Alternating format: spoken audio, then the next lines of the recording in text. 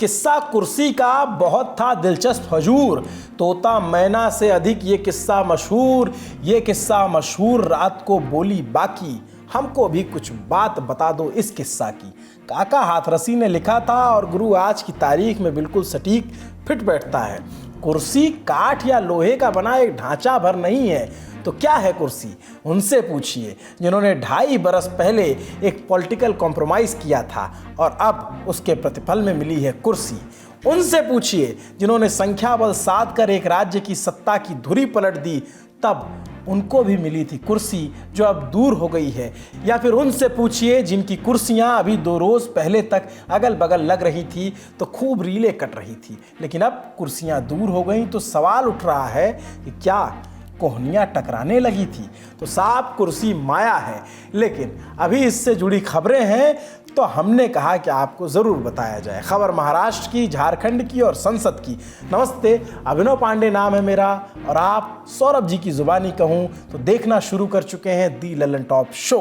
सौरभ जी नहीं है तो हम ही से जान लीजिए 2 राज्यों के शपथ ग्रहण में क्या हुआ, सुर्खियाँ क्या है, बड़ी खबर क्या है, लेकिन उससे पहले देख लीजिए दिन का video. Brought to you by ITEL and Higher.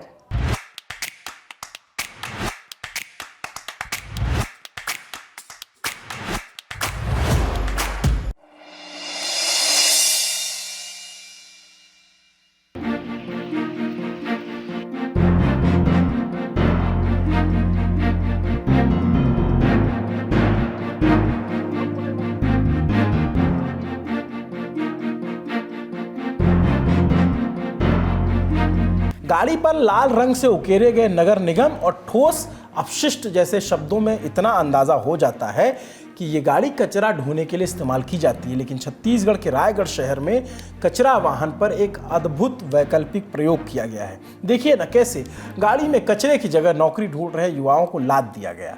कूड़ा ढोने वाली इस गाड़ी में जानवरों की तरह ठुसे हुए युवा सेना भर्ती का सपना देख रहे हैं, अपने सपने को पूरा करने के लिए आगे बढ़ रहे हैं। छत्तीसगढ़ के रायगढ़ में पहुंचे हैं क्योंकि यहाँ 4 दिसंबर से अग्निवीर भर्ती रैली शुरू हुई है। सेना में शामिल होने की ये प्रोसेस 12 दिसंबर तक चलने वाली है।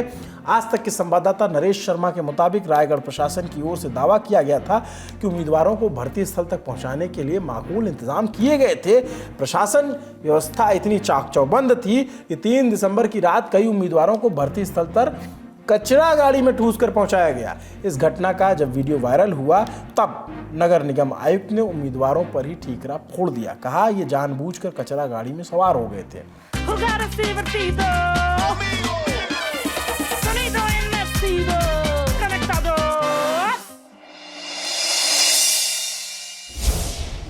अब बढ़ते हैं बड़ी खबर की तरफ।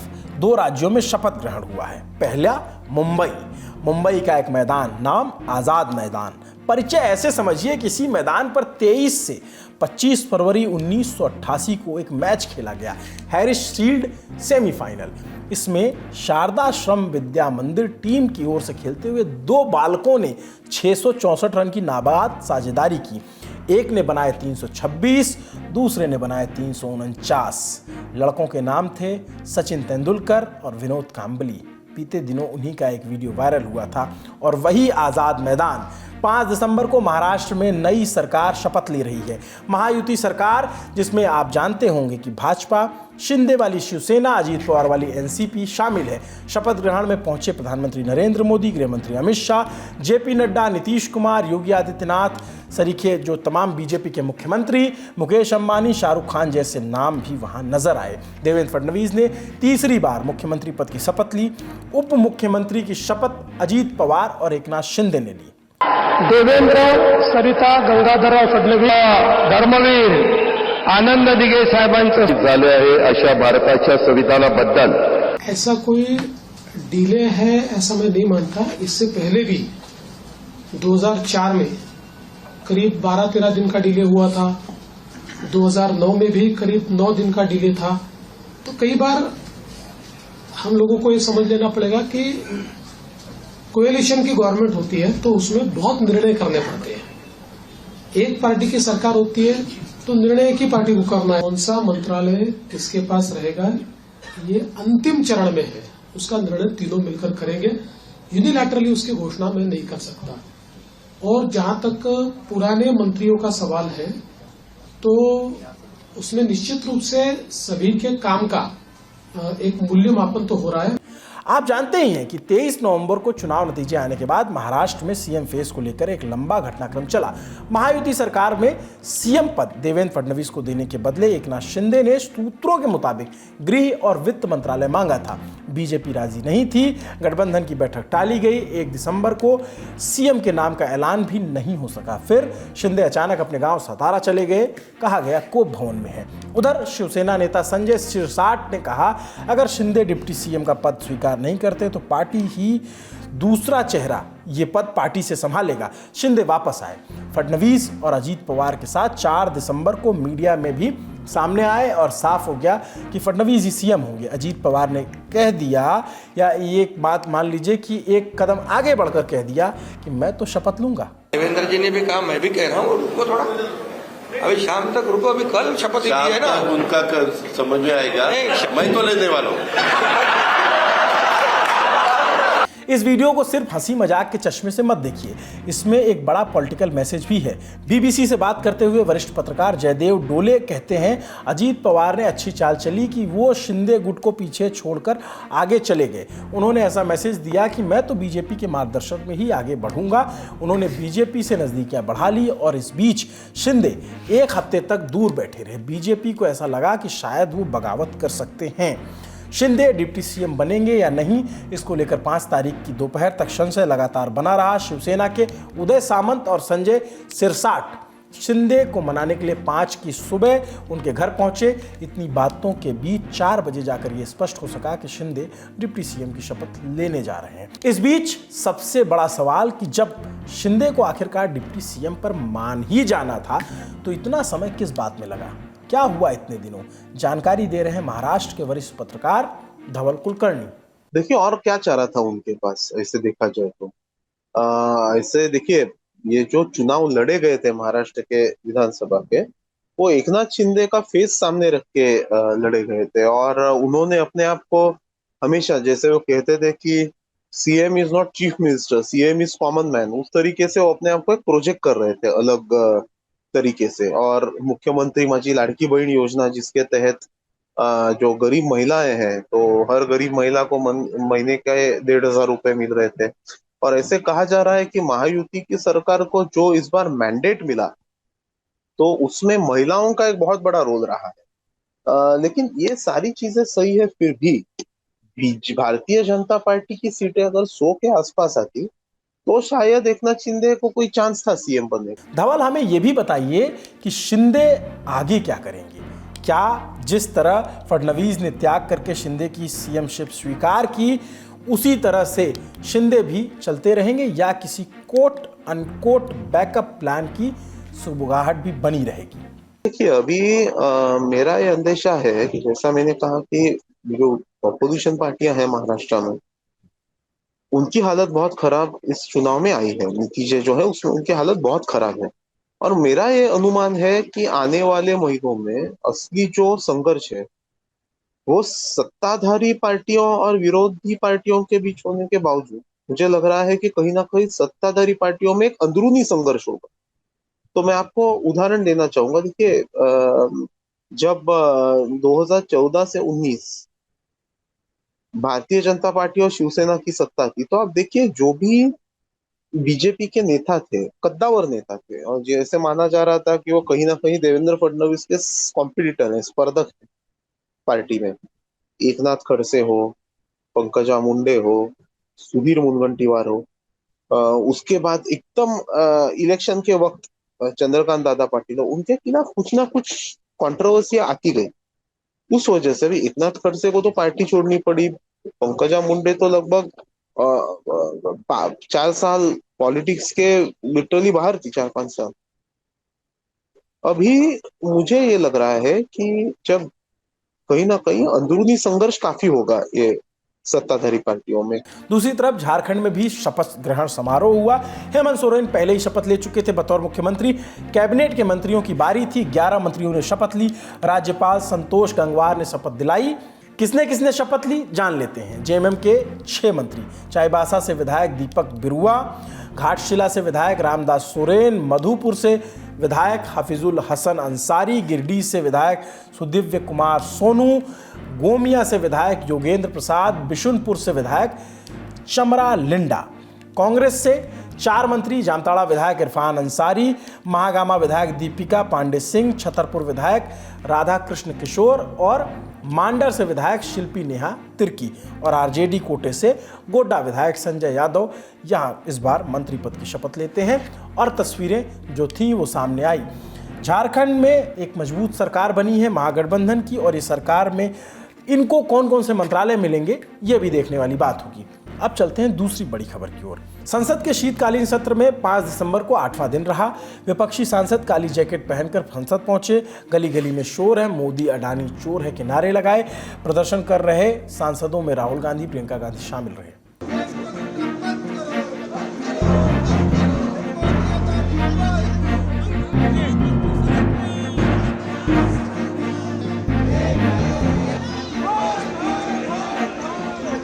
राहुल गांधी ने प्रदर्शन के दौरान कहा कि सरकार कभी जांच नहीं कराएगी क्योंकि वो अपनी ही जांच कराने जैसा होगा।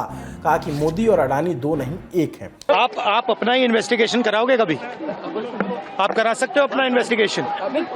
इसलिए नहीं होगा। मोदी जी अडानी जी का इन्वेस्टिगेशन नहीं करा सकते क्योंकि अगर वो कराएंगे तो वो अपना ही इन्वेस्टिगेशन कराएंगे। मोदी और अडानी 1 है, 2 नहीं है, 1 है। अब इतना कुछ कह दिया गया तो भारतीय जनता पार्टी कहां चुप रह सकती थी। जवाब आया सदन के बाहर। गिरिराज सिंह ने कहा कांग्रेस यहां परिक्रमा कर रही है, वही परिक्रमा अयोध्या राम मंदिर जाकर कर लेती तो अच्छा होता। वहीं सदन के अंदर संसदीय कार्य मंत्री किरेन रिजिजू ने विपक्ष पर संसद के बाहर रंग बिरंगे कपड़े पहनकर फैशन शो शुरू करने जैसी बातें कही। पॉलिटिकल नौटंकीबाज जो अपने को एलओपी कहते हैं, अच्छा होता कि राम जन्म मंदिर का जो राम जन्मभूमि की मंदिर अयोध्या में है उसकी परिक्रमा कर लेते तो पूरे खानदान तर जाते। यहाँ जो पॉलिटिकल नौटंकी कर रहे हैं इससे बढ़िया राजघाट पर जाके बैठ जाते। Why they are disrupting the proceedings of the house and creating drama outside, running around the parliament building? Is it the way to conduct the house? Parliament house is for debate and discussion. And they are running around the parliament house wearing colorful dresses. Is this the way? संसद में और क्या हुआ वो हमने विस्तार से आपको अपने शो संसद में आज में बताया है, जिसका लिंक आपको डिस्क्रिप्शन बॉक्स में मिल जाएगा। लेकिन एक बात संसद में ऐसी उठी जिस पर यहाँ विस्तार से चर्चा करनी जरूरी है, और वो बात आपको ज़्यादा अभी तक बताई नहीं गई। संसद के सिटिंग अरेंजमेंट को लेकर, इसको लेकर के बड़ा अंदर खाने सुबुगाहट है कि कुछ नेता नाराज हैं। संसद में बीते दिनों 2 तस्वीरें देखने को मिली। पहला, लोकसभा में टीडीपी यानी तेलुगु देशम पार्टी के सांसद मुगंटा रेड्डी प्रवेश करते हैं। नई सीटिंग व्यवस्था पर नाराजगी जताते हुए आसन से कहते हैं, मैं 5वीं दफे सांसद बना हूं। पिछली लोकसभा में मुझे दूसरी पंक्ति में बैठाया गया था, इस बार 8वीं में सीट दे दी गई। दूसरा दृश्य, समाजवादी पार्टी के मुखिया अखिलेश यादव लोकसभा में दाखिल होते ही नाराजगी के स्वर में कहते हैं, धन्यवाद कांग्रेस। दरअसल अखिलेश यादव की सीट पहले 8वें ब्लॉक में हुआ करती थी राहुल गांधी के पास, अब बदल दी गई। इसी पर अखिलेश नाखुश दिखे तो कांग्रेस के कुछ सांसद उनके पास गए और उन्हें राहुल के पास बैठने का इशारा किया। अखिलेश ने मना किया। यानी लोकसभा के नए सिटिंग अरेंजमेंट से सत्ता और विपक्ष दोनों के लोग असंतुष्ट दिखे। वजह यह बताई गई कि 8वें ब्लॉक में राहुल गांधी बैठते हैं और उस ब्लॉक में कैमरा ज़्यादा दिखता है। अखिलेश यादव पहले वहाँ बैठते थे, उनकी सीट 6वें ब्लॉक में कर दी गई। इस वजह से थोड़ी नाराज़गी है। नई संसद की ये तस्वीरें देखिए, कुल 8 ब्लॉक और 12 रो है। ब्लॉक में रो इस तस्वीर से चिन्हित की गई है। सत्ता पक्ष के सांसद स्पीकर के राइट साइड बैठते हैं और लेफ्ट साइड में बैठते हैं विपक्ष के लोग। नई सिटिंग अरेंजमेंट जो नया संसद है उसमें इस सत्र में लागू हुआ, उसके मुताबिक प्रधानमंत्री नरेंद्र मोदी ब्लॉक 1 की सीट नंबर 1 पर बैठेंगे। उनकी यही सीट थी पहले भी। रक्षा मंत्री राजनाथ सिंह की इसी ब्लॉक में सीट नंबर 2, गृह मंत्री अमित शाह की सीट नंबर 3 बरकरार रखी गई। केंद्रीय मंत्री नितिन गडकरी को 58 नंबर की सीट से 4 नंबर की सीट पर शिफ्ट किया गया है। प्रधानमंत्री के ठीक अपोजिट में 8वां ब्लॉक है। पहली रो में नेता विपक्ष राहुल गांधी 498 नंबर की सीट बरकरार है। सदन में 8वां ब्लॉक सबसे अहम माना जाता है विपक्ष के तौर पर, सत्ता पक्ष की तरफ पहला ब्लॉक। ये ब्लॉक लोकसभा स्पीकर के पास होता है और प्रधानमंत्री के ठीक सामने। पहले अखिलेश यादव बीसी रो में राहुल के बगल बैठे थे, अब उनकी सीट छठे ब्लॉक में 355 नंबर की सीट पर शिफ्ट कर दी गई है। इस पर अखिलेश नाखुश दिखे। सपा सांसद अवधेश प्रसाद भी पहले 8वें ब्लॉक में ही बैठते थे, आपको याद हो पिछले बार जो पिछला सत्र था, अब उनकी सीट भी छठे ब्लॉक में लगवा दी गई है। डिम्पल यादव को छठे ब्लॉक में ही 398 नंबर की सीट मिली है। नवनिर्वाचित सांसद कांग्रेस की जो प्रियंका गांधी है, 8वें ब्लॉक में ही राहुल के 4 रो पीछे बैठेंगी। सांसदों की सीटिंग पर सवाल उठाए गए तो लोकसभा स्पीकर ओम बिरला ने कहा, किसी को समस्या है तो संसदीय कार्य मंत्रालय में आए। दरअसल लोकसभा में प्राइम सीट्स पहले और 8वें बॉक्स की फ्रंट की 4 रो को माना जाता है। इन्हीं सीट्स पर कैमरे ज़्यादा फोकस रहते हैं, इसलिए सांसद इन सीटों पर बैठना चाहते हैं। लेकिन सांसदों की सीटिंग तय होती है लोकसभा के rule of procedure and conduct of business के रूल नंबर 4 से। पार्टी के सांसदों की संख्या और सिटिंग कैपेसिटी के आधार पर सीट अलॉट की जाती है, ये फॉर्मूला है। पार्टी के सांसदों की कुल संख्या, रो की कुल सीटें, संसद की कुल सीटें, सांसदों की कुल संख्या, प्रथम पंक्ति में मिलने वाली सीटें। उदाहरण के लिए बीजेपी के कुल 240 सांसद हैं तो पहली रो में बीजेपी को मिलने वाली सीटों की संख्या 240 × 20/543 यानी 8 होगी। ये फॉर्मूला 5 या उससे ज़्यादा सीट जीतने वाली पार्टियों पर ही लागू होता है। इससे इतर जाकर स्पीकर भी किसी को संसद में सीट अलॉट नहीं कर सकते हैं। तो अब सवाल उठता है कि जब सब फॉर्मूले से हो रहा है तो विपक्ष के कुछ दल कांग्रेस से क्यों नाखुश है? विपक्ष को कहाँ कितनी सीट मिलेगी ये तय होने के बाद कौन सा सांसद कहाँ बैठेगा, ये इंडिया गठबंधन को में तय करने का जिम्मा कांग्रेस के पास है, क्योंकि वो विपक्षी दल की सबसे बड़ी पार्टी है। और सत्ता पक्ष की तरफ से जो सांसद नाराज है, जो टीडीपी के, वो क्यों नाराज है? क्योंकि ये तो सत्ता पक्ष तय करता है, क्योंकि विपक्षी नेताओं के बैठने की जिम्मेदारी अब विपक्षी पार्टी के पास होती है। स्पीकर ऑफिस के से इस बारे में बयान जारी किया गया था, हम विपक्ष के लिए ब्लॉक आवंटित करते हैं, पार्टी की सीट आवंटन के लिए सुझाव विपक्ष के नेता देते हैं। इस बारे में इंडियन एक्सप्रेस ने इंडिया गठबंधन के एक वरिष्ठ सांसद के हवाले से लिखा, कांग्रेस ने सहयोगी नेताओं को प्राइम ब्लॉक में कुछ ही सीटें दी और ज़्यादातर सीटें अपने पास रखी हैं। कांग्रेस चाहती है कि हर छोटी पार्टी उसका साथ दे, लेकिन वो सत्ता का बंटवारा नहीं चाहते हैं। सत्ता यानी वो जो कुर्सी है, जो मजबूत जगह बताई जा रही है, ऐसा दावा किया जा रहा है। जबकि कांग्रेस का कहना है कि ये सिटिंग व्यवस्था सत्ता पक्ष की तरफ से कराई गई है ताकि विपक्ष मिलकर सदन में आवाज ना उठा सके। बड़ी खबर यहीं तक थी, अब रुख करते हैं सुर्खियों का। पहली सुर्खी है कल यानी 6 दिसंबर को लेकर एक बड़ा सवाल है। सवाल ये कि क्या कल फिर से दिल्ली छावनी बन जाएगी, क्या फिर से सील होगी यूपी और हरियाणा की सीमाएं। हरियाणा और पंजाब के किसानों ने 6 दिसंबर को दिल्ली कूच करने का ऐलान किया है। किसानों ने ये भी साफ किया है कि सिर्फ शंभू बॉर्डर से ही दिल्ली कूच नहीं होगा। इसको लेकर किसान नेता सरवण सिंह पंढेर ने क्या कहा, सुनिए। ये जो सरकार के मंत्री या सरकार जो कुछ अदालतों में जो कि बोलती रही है, अब इनके पास मोडिफाइड ट्रैक्टर्स हैं, इनके पास जो है वो पॉकलैन है, इनकी ट्रैक्टर ट्रोलियों में हथियार हैं, और बोलते रहे लगातार किसान पैदल चले जाएं। ठीक है, तो वो पैदल जाने के बारे में कहते रहे। अब जत्था पैदल जा रहा दिल्ली की ओर, और हमें नहीं लगता कि सरकार की नीयत और नीति ठीक है। जिस तरह से हम देख रहे हैं पैरामिलिट्री फोर्सेस आ रही हैं बॉर्डर के ऊपर, जिस तरह से वाटर कैनन आ रहे हैं, जिस तरह से सुना जा रहा है डीसी अंबाला ने धारा 144 का नोटिस निकाल रखा हुआ है। जहां तक पहले ये आ रहा कि किसान दिल्ली की परमिशन दिखाएं, तो लाखों लोग, करोड़ों लोग हरियाणा की रोड इस्तेमाल करके दिल्ली की ओर जाते हैं, तो कोई भी दिल्ली की परमिशन लेके थोड़े ना जाता है। जिन मांगों को लेकर किसानों ने प्रदर्शन का ऐलान किया है उसमें भूमि अधिग्रहण के मामले में उचित मुआवजा, भूमिधर और भूमिहीन किसानों के बच्चों को रोजगार और पुनर्वास, 10 सालों से रुका पड़ा सर्कल रेट बढ़ाया जाना शामिल है। हमने 2 दिसंबर को ललन टॉप शो में पूरे विस्तार से बताया था किसानों को और क्या क्या चाहिए। आपको उसका भी लिंक डिस्क्रिप्शन बॉक्स में मिल जाएगा। किसानों के दिल्ली कूच के ऐलान के बाद पुलिस भी अलर्ट पर है। पुलिस ने अंबाला की ओर से शंभू बॉर्डर पर बैरिकेटिंग बढ़ानी शुरू कर दी है। जगह जगह बैरिकेटिंग और जाली लगाई जा रही है। वहीं 4 दिसंबर को अंबाला पुलिस ने शंभू बॉर्डर पर एक नोटिस चिपका दिया है। नोटिस में लिखा है, दिल्ली में प्रदर्शन के लिए दिल्ली पुलिस पुलिस की मंजूरी ज़रूरी है। मंजूरी हो तो अंबाला डीसी के ऑफिस को बताएं। अंबाला में बीएनएस की धारा 163 लागू कर दी गई, जिसमें अंबाला की सीमा के अंदर किसी तरह के प्रदर्शन के लिए मंजूरी लेना ज़रूरी होगी। खबरों के मुताबिक दिल्ली आ रहे कई किसानों को नोएडा पुलिस ने एंट्री से पहले ही हिरासत में ले लिया। वहीं पंजाब के मानसा में किसानों और पुलिस के बीच झड़प हो गई। किसान आंदोलन में शामिल होने आ रहे थे, पुलिस ने रोका तो माहौल बिगड़ गया। इस दौरान 3 एसएचओ जख्मी होने की खबर आई, 3 एसएचओ के। वहीं कुछ किसान नेताओं को हिरासत में लिया गया है। दूसरी सुर्खी उत्तर प्रदेश के सीएम योगी आदित्यनाथ से जुड़ी है। उन्होंने भाषण दिया। आप जानते ही हैं कि पिछले कई दिनों से संभल में मंदिर मस्जिद विवाद चल रहा है। दूसरी तरफ बांग्लादेश में हिंदू संत चिन्मय दास की गिरफ्तारी को लेकर वहां के हिंदुओं के साथ हिंसा की तमाम खबरें आई। देश विदेश में लगातार हो रही इसी हिंसा का जिक्र करते हुए सीएम योगी ने अयोध्या में एक बड़ा बयान दिया।